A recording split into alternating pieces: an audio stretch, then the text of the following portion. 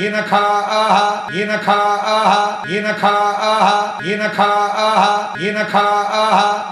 केवैखानसाः केवैखानसाः केवैखानसाः केवैखानसाः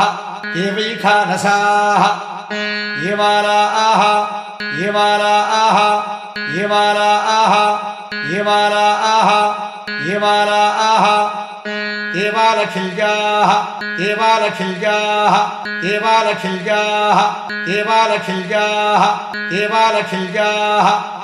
योरसः योरसः योरसः सोपां सोपां सोपां अन्तरतः कुहुर्मं भूतग्ं सत्पन्तम् अन्तरतः कुहुर्मं भूतग्ं सत्पन्तम् अन्तरतः कुहुर्मं भूतग्ं सत्पन्तम् अन्तरतः कुहुर्मं भूतग्ं सत्पन्तम् अन्तरतः कुहुर्मं भूतग्ं सत्पन्तम् तमब्रवीदु तमब्रवीदु तमब्रवीदु मम वै त्वं मागुंसा मम वै त्वं मागुंसा